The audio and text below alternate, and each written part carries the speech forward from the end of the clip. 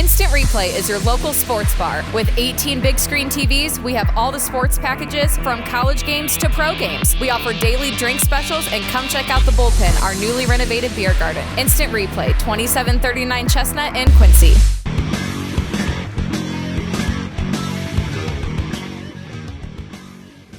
Hey everybody, welcome to the Daily Muddy. I'm Brittany Bowl, and today I have Mr. Jeff Vankamp here with me. Thanks for joining me, Jeff. Glad to be here. He is here with the Chaddock Foundation. It's Chaddock Week. It is Chaddock Week. That's exciting. It's Chaddock Week in Quincy. Yes, it's a week where hopefully we can convey to the community all the fantastic things that are happening at Chaddock. And, the community gives a lot to us. Mm-hmm. And it's a nice way to showcase a little bit about how we're able to give back to the community as well. And so to kick off Chaddock Week, you're going to be at the City Council to announce a proclamation. Yes, the City Council, Mayor Trope is going to read a proclamation declaring this as Chaddock Week. I think the bridge is going to be lit in Chaddock red all week, awesome. Which is going to be fun. And then we'll cap it off next Sunday with the Rose Tea, which is our largest community event of the year. Okay, so you have to explain to me what exactly is the Rose Tea, because this is new tea to me. The Rose Tea. Yes. Okay. Well, the Rose Tea dates back to the 1920s when the Chaddock Ladies Aid Society would actually host little get-togethers in their homes. Okay. And they were teas. Oh. And then it grew to the point where they wanted to have it at the Chaddock campus. Now, the Chaddock campus has been at 24th and York, where everybody knows it is now, since 1912. Okay. All right. So there, we've always had that long parade ground. Mm-hmm. So the ladies decided that they would pool their resources and actually have it on the campus. And there was a time when over 400 people would attend the Chaddock Rose Tea. It was kind of a high society event. During the 70s or 80s, I think it languished a little bit, but in the 90s we sort of restarted it. So do people, it's exciting. when you say it's like a high society thing, do we still bring it like that? Or do people dress up to go to it? Mostly, yes. Not formal, no one's not wearing black their tie. high hats. No. The way I look at it is sort of an upscale garden party. Okay. You do see people. Some folks will come in jeans, t-shirts. Not too many. Yeah. Usually they're wearing nice slacks or dresses, skirts, that kind of thing. And this is open to the public. It's going to be this Sunday. Yes. Okay. Yes. Sunday at what time? We start at 2:00. All right. And should wrap up about 3:30. And this year is going to be especially exciting and meaningful for us for a couple of reasons. At the Chaddock Rose Tea, we always present someone generally in the community with the Harry and Carlene Geisler Friend of Children Award. Okay. And that goes to somebody who has gone sort of above and beyond to improve the lives of children in our community. Well, the Chaddock Children's Foundation actually sponsors and hosts the Rose Tea. Mm-hmm. There was one person I always wanted to give the Friend of Children Award to, but I never could because she would never let me and I could never surprise her with it, and that was Debbie Reed, who passed away in January. She was our president and CEO. So this year, finally, it's bittersweet, but we get to award the Friend of Children Award to Debbie posthumously, and trust me, there is nobody on the planet that I can think of that is more deserving of this honor and this prestige. Tell me real quick a little bit about Debbie and what she did with Chaddock. Well, Debbie was at Chaddock for 30 years and was president and CEO for about half of that time. Debbie took what was a fantastic agency and grew it and expanded it just exponentially. There was a time, and it was shortly after Debbie started, when Chaddock was funded almost 100% by the state of Illinois. The kids, the boys, at that time, who were there, essentially had sort of been sentenced to Chaddock. I was going to ask you about this. Your dad and I are the same age, right? So we both got threatened with Chaddock when we were kids. I got threatened with it. And so as I'm reading this, I'm like, Did my parents not understand what Chaddock was? But Well, no, it must have changed. At that time, right, exactly, it was. And it was a place where the reputation was, this is where the bad boys go. This is where the bad girls go. Oh, yeah. Straighten up, mister. We'll send you to Chaddock. I really thought that You know. was fake. No. That was that was actually kind of the thing. But there was a time in the late 90s where there was an awful lot of brain research that was taking place around trauma and attachment issues, and they had determined that children who were exposed to trauma, just not even just acutely, but chronically, all the time, their little bodies and their brains developed differently, and they saw the world differently.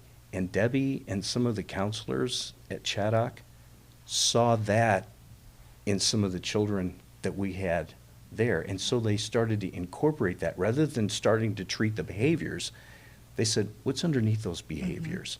You know, and so that was kind of the genius of it. And they developed the DTAP model. Okay. Okay. So You said it's DTAP, DTAP, Developmental Trauma and Attachment Program. Okay. Okay. Very science-based, but you also have to remember we're a faith-based organization too. Okay. So there's all this personal and sort of emotional stuff that comes into the treatment model as well as all the science. And it turned out to be a very winning combination. So you asked, what did Debbie do? Well, we were almost 100% funded by the state. That's huge. That's crazy Yeah. talk. That's not a good To- place to- to be, right? to change that and Ever. So she did. So she changed it. So she so we implemented the DTAP program, started looking for funding sources outside the state of Illinois, started bringing in a lot of children from outside the state of Illinois, to the point now where we've had children from 39 different states have gone through and successfully completed our program and been able to return back home. That's amazing. And are leading happy, healthy lives. So she helped implement the DTAP program. She diversified our funding streams. Then in addition, the DTAP program, Brittany, was so successful that other mental health professionals started calling Chaddock saying, what are you doing? This is a very difficult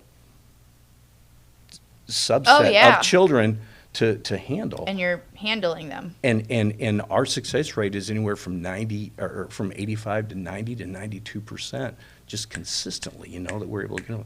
So mental health professionals started calling, and we started a separate business, essentially. I was going to say, is that a source of revenue then? It's another revenue Awesome. source for us called the Knowledge Center at Chaddock, and that was Debbie's Baby. She said, this is how we can expand our mission and our ministry 1,000-fold. We have 50 children that live on our campus. Now, we serve 400 kids a day, but just our residential program, we can serve 50 kids on our campus at one time. But if we can teach other professionals how to do what we're doing and train them in the model, oh my gosh, they take it back there, and then suddenly the Chaddock just spreads. Chaddock's reached like nationally, wildfire. though, right? Exactly.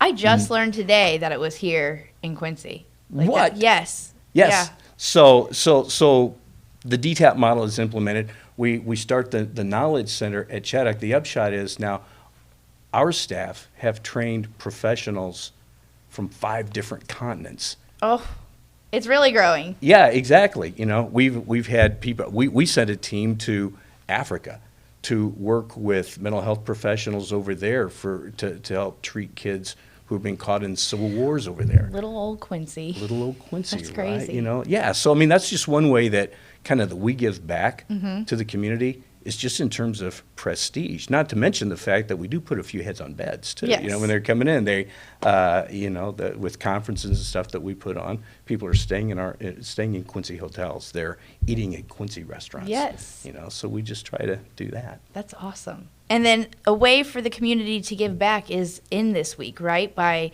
Absolutely. Going to the Rose Teas, that's open to the public. The Rose Tea is open to the public, and it is that there is no price for admission. Okay, but it's Nobody ever shows up empty-handed. Okay. I wouldn't be doing my job as Yeah. the foundation director. It is a prime time for people to somewhat get involved with our mission in our ministry, okay? Write a check, send a donation to us. But also, this year at the Rose Tea, we're also having an open house where we renovated one of our cottages. We have 5 residential cottages for our kids. We're a world-class facility. The cottages don't necessarily match that quality right now. Like I say, over the years, thousands of children left their marks on our hearts, but they have also left them on the floors and the ceilings and everything, right? So the furniture. So we're renovating all those. So they could use a little love. A lot of love, some cases. Help. Exactly, right. So this year at the Rose Tea, we're going to have an open house for that. The Knowledge Center is an absolute world-class facility. People are blown away when they go through there. We're going to have that open too and let people come through and take a look to see what a magnificent thing that is. And then frankly, one of our cottages that is not renovated but is prime target for renovation is also going to be open so people can sort of compare the difference in what we do. It's not just an investment in our facility, it's an investment in our children too, because they all have a promise, and so when we show them that they're worth that kind of investment, it just goes a long way into their treatment and their self-image as well. That is beautiful. Absolutely. Yeah. I guess, is there anything else you want to add about this week or the tea? Oh, how do people RSVP to that? I saw it is strongly encouraged to RSVP. Very strongly encouraged. We want to make sure we have enough food and rose tea for everybody.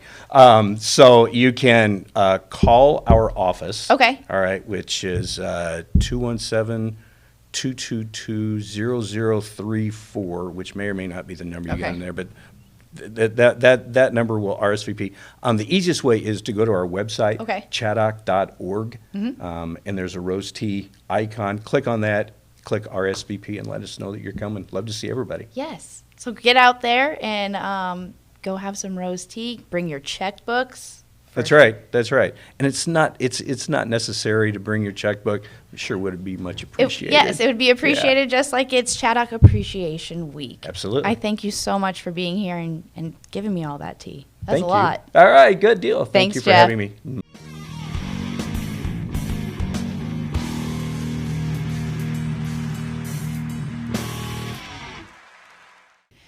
Coming up next, a little coffee talk with Bobby and Brittany. Kelly's has been a fun place to eat and drink in Quincy since 1982. A fun and friendly atmosphere, food with flavor, homemade cinnamon rolls, and famous cheese soup, the best menu in town. Kelly's, 2902 Broadway, Quincy. Welcome to the Abbey, a Quincy tradition. With 6 big screens, a new larger kitchen, and now more seating capacity, the Abbey is the place to be, before, during, and after the big game. Come enjoy fan-favorite appetizers, steaks, burgers, and a variety of daily food and drink specials. Can't join us? Carryout is available too. Now, with a convenient drive-up window to better serve you. 1736 Spring in Quincy. Opens at 3 p.m. Tuesday through Sunday. Come join all your friends at the Abbey, a Quincy tradition. The Tower, a great place to meet and eat. But did you know the Tower has one of the finest drink selections in our area? Along with its incredible Mexican menu, the Tower specializes in tequilas for every taste. Names like Patron, Cabo Wabo, and Hornitos. And don't forget the margaritas. On Mondays and Tuesdays, stop by and pick up a single topping pizza and get Tower margaritas to go.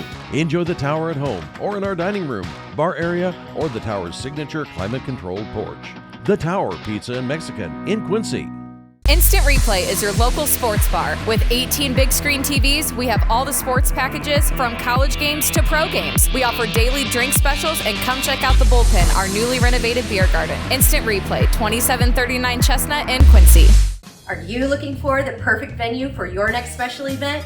Check out Utopia Event Center. Utopia has a large banquet room and an awesome bar area, perfect for anything from birthday parties to formal corporate meetings. It also offers a photo booth, stage for a DJ or a live band, and a fully stocked bar, all for only $300. Check us out at utopiaeventcenter.com or call Barn at 217-430-6559 for more information. Utopia Event Center, 900 North 12th Street in Quincy. The Liquor Booth is your home for a huge selection of beer, wine, and spirits. The Liquor Booth has 2 locations in Quincy, 3520 Broadway and 1500 North 12th Street. The Liquor Booth, where it's always happy hour. Welcome back. Now it's time for a little Coffee coffee talk. talk. Thank you so much for doing that. You're welcome. Thank you, EFB, for the Yes. sponsorship and the wonderful coffee. It's always good. Yes. Okay, so today we're going to talk a little bit about some social justice warrior stuff. Your favorite. Fire away. Well, okay. This is your baby. This is my baby right now because, thank you for filling in for Ashley. Sure. I'm sure Ashley would be on this too. She would, but she's drunk somewhere, so we're fine. Stop it. She is working somewhere. Yeah. Okay. Okay, so we miss you, Ashley. Okay, the subject of today. Mm-hmm. It's kind of touchy. I didn't really want to touch on it because I don't want people thinking like I'm exploiting a situation, but I think everyone has seen by now, if you're around the downtown area, the situation going on in Washington Park. Our very own David Adam did a little digging on the situation for me and found out that the folks that are kind of camping out in the park were recently evicted from the Lincoln Douglas building. Mm-hmm. He got a hold of the Lincoln Douglas apartment director, and they were quick to respond. Mm-hmm. And they said, they were evicted because of a number of reasons. A lot of it was they hadn't paid in a really long time. Mm-hmm. Some other situations, like along cleanliness, I don't really want to expose all that because it's kind of their business. We also want to stress that it was people living in the apartments upstairs and not the people in the radio station who were evicted. Let's make that clear, too. I thought we said yeah. Lincoln Douglas building, so I thought I'd say the apartments. Okay, the yes. radio station's fine. Yes, so. it is great. It's doing gravy. So anyway, the situation is there's no place for them to go. The Adams County Sheriff Department does evictions on Friday, and they were the ones that I think actually evicted them. Mm-hmm. But there's no place for them to go with all their stuff. Right now they have half of their stuff in Washington Park. I drive by there every day. I live downtown, so like I'm seeing the situation every day. And every day you're like, oh, somebody's helping them or something. Because for a while there, I've seen numerous people over there, I think, trying to help. There were some people, like some high school students, loading up her stuff. And I don't know, the situation of where they're taking it. So a lot of this, I don't know. This is just based on observation. But I did recently talk to Adam Yates, and he said they're aware of the situation, but it's one of those, and I quote him because he's so good on this. He's also the chief of police for the city of Quincy. Yes, sorry, I thought everyone knew this. This is Coffee Talk. We don't assume things like that. Sorry. But he said, we're damned if we do, and we're damned if we don't. And he's absolutely right. He is. No question. Are they violating some things? Yeah. But what are they supposed to do? You can't really kick them while they're down and out. I did see someone who's kind of like a news vigilante that maybe... Well, let's not add news to that. Well, okay, no, but this is somewhat news, I think. Sure it's somewhat is. news because it's setting a dangerous precedent. It is. What's to stop them, I guess, from putting up a tent? Mind you, as we record this has been 5 days now that they've been there. It happened last Friday. We're recording this on a Tuesday. Hopefully the situation clears up by Wednesday. But from what I understand, this is a damned if you do, damned if you don't. But you saw people there this morning. Moving more stuff out of the building. And people in the park. Yes. They're moving it to the park. They're also moving it to the side of the building, which is a public or a privately owned. Yeah, you can't do that. Yes, I know. I don't really know who did it exactly. Right. Again, I believe the sheriff's department evicted them. The Quincy Police Department are aware, and technically it's partly on Quincy Park District property. The other property is, like, again, privately owned, and he's aware of the situation. I think he's kind of letting it go right now, too, because it's one of those, we don't want to kick people while they're down and out. But this brings up, what do we do? But, okay, number one, if you don't pay your rent, eventually you have to pay your rent. I mean, and if you're getting some sort of... I'm not saying Lincoln Douglas did anything wrong. I understand that. But, I mean, and where, if they get subsidy checks or whatever, because I'm sure that's Section 8 or whatever. But the other thing is there's legislation in the works now, and I don't know if it's been signed by the governor or not, that is supposed to... You just can't kick people out. I don't think that's... I don't know if it's enacted fully yet or it's in the process of. But still, there has to be something that if you don't pay your rent for 3, 6, 9 months, you just can't. I mean, the people who own the building are still running a business. And, yeah, you want to be compassionate to a point to say, look, I can let you go a few months, but you got to find a place. But eventually they've got to take care of it. And if the people there aren't taking care of it and there's bed bugs and there's other stuff like that, then that's a problem too. I agree. But then what do you do? That's the question. I mean, I guess that's the $1 million question right now. I know the Quincy Police Department has several social services working on this. Right. The social services have like a network, an inner working network within each other. There's two rivers, there's DHS, there's all sorts of agencies these people should be going to, the Salvation Army, of course. But also mental health plays in there. Mm-hmm. What if at some point in time they refuse those services? What if they've burnt their bridges to all those services? Who's to stop more people from coming? Because right now it was 2 people evicted. Mm-hmm. Every time you drive by, there's 7 or 8 people over there. Right. Hopefully some of those extra people are there trying to help. I don't think that's the case. I walk my dog around there a lot too. That's the park that I always walk my dog in. I love walking my dog in Washington Park. And it's gotten to the point where, you have to walk around because it's spilling over into the sidewalk. And, again, it sets a dangerous precedent. It does. And it's sad, but I don't know what you do about it because, again, the people can't stay there forever. No, it's a calling, though. They've got to find some shelter. They have to be able to take care of themselves. And when the weather's beautiful like today, it's great. But 2 weeks ago when it wasn't, we had people walking in the office, in our building who, were homeless and, just like let them cool off for a little bit, but they can't just stay here forever. And again, when, winter's going to be here pretty soon. And then I what think do we're they going do? to see a lot more and more of this, I think so too. I think we're already seeing a lot more and more of this. Like, we talked about the homeless situation a year ago and how it was a problem. I know I was kind of dealing with an issue on my own neighborhood or property, and it was hard, because you didn't want to, again, kick somebody while they're down and out, but you don't want them camping out, right, screaming at your daughter obscenities right by your house. So it comes down to the $1 million question. Is this going to be the precedent that sets for an answer? Or is our city going to get involved to I guess, have an answer? Because all those social services technically don't have a place to put these people. No. They try their best. I think sometimes the YWCA can do housing, and I think there are like 6 beds at the homeless center. And you can only stay for so long. You can't have all your stuff. I mean, I know there's other places. There's Fishers of Men, and there's other places like that. And I know at one time they were trying to open some other ones, and those didn't happen. But, again, you have to. And again, the Salvation Army's only got a finite number of space in their actual their building where they can house people, because obviously they don't in the Croc Center or what have you. So I don't know what the answer is, but it's going to be up to the city and the aldermen to figure it out. Especially, I mean, the ones, if they're in your ward, I think you would maybe have a little more urgency about it. But again, I think it's something also, that the entire touchy. City Council has to take. Yeah, and it's touchy. No one wants to make that report. Right. Adam Yates said no one has made a complaint because we're right. humans. We don't want to make that complaint,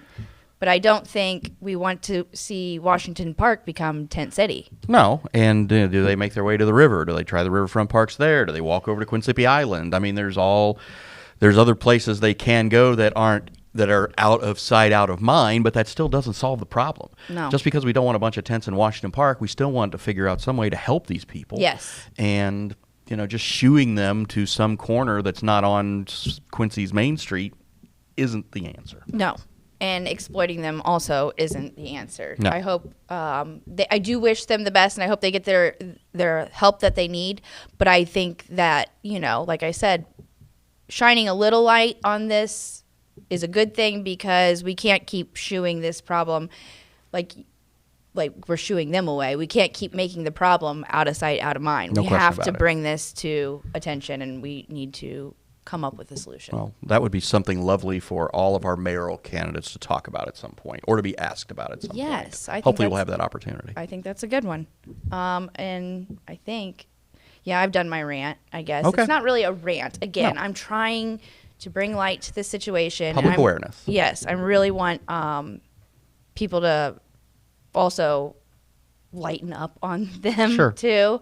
I saw something, and it kind of grossed me out. Like, I was like, that's not the way to go about things. There's got to be a better way. Yes, no question about it. All right.